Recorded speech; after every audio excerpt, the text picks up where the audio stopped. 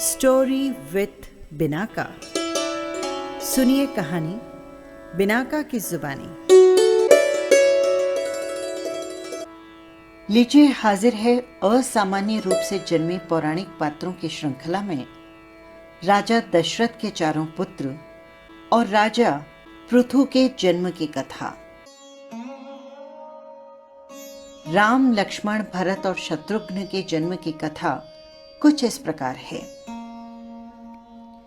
राजा दशरथ अधेड़ उम्र तक पहुंच गए थे, लेकिन उनका वंश संभालने के लिए उनका पुत्र रूपी कोई वंशज नहीं था। उन्होंने पुत्र कामना के लिए अश्वमेघ यज्ञ तथा पुत्र कामेष्टि यज्ञ करवाने का विचार किया।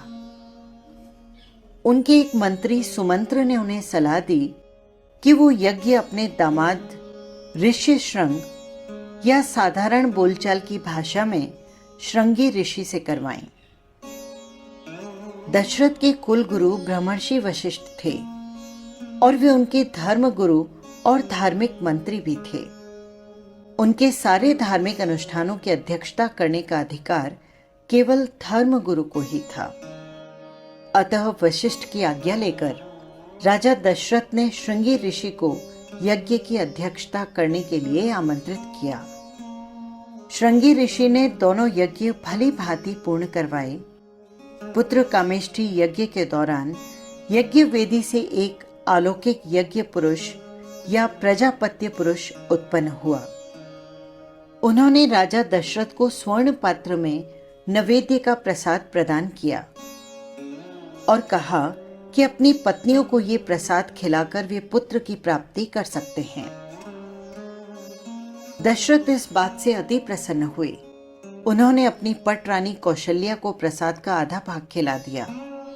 बचे हुए भाग का आधा भाग यानी 1/4 दशरथ ने अपनी दूसरी रानी सुमित्रा को दिया और उसके बचे हुए भाग का आधा भाग यानी 8वां हिस्सा उन्होंने कैकेयी को दिया। कुछ सोचकर उन्होंने बचा हुआ 8वां भाग भी सुमित्रा को दे दिया। सुमित्रा ने पहला भाग भी ये जानकर नहीं खाया कि जब तक राजा दशरथ कैकेयी को उसका हिस्सा नहीं दे देते तब तक वो अपना हिस्सा नहीं खाएंगी। अब कैकेयी ने अपना हिस्सा खा लिया। उसके पश्चात सुमित्रा ने भी अपना हिस्सा खाया। इसी प्रसाद के फलस्वरूप कौशल्या ने राम को, भरत ने कैकेयी को और सुमित्रा ने लक्ष्मण और शत्रुघ्न को जन्म दिया। राजा पृथु के जन्म की कथा कुछ इस प्रकार है। पृथु एक सूर्यवंशी राजा थे जो वेन के पुत्र थे। स्वयंभू मनु के वंशज राजा अंग का विवाह सुनीता नाम की स्त्री से हुआ। वेन उनका पुत्र हुआ। वो पूरी धरती का एकमात्र राजा था।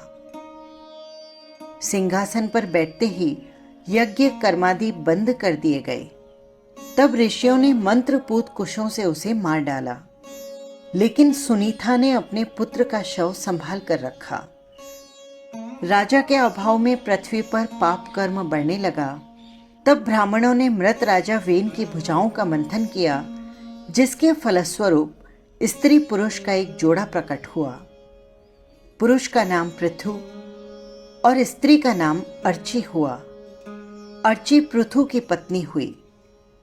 पृथु पूरी धरती के एकमात्र राजा हुए और पृथु ने ही ऊबड़ खाबड़ धरती को जोतने योग्य बनाया। नदी, पर्वत, झरनों आदि का निर्माण किया और राजा पृथु के नाम से ही इस धरा का नाम पृथ्वी पड़ा। ये थी बिना पिता के वीर्य या बिना माता के गर्भ के जन्मे पौराणिक पात्रों की कहानी।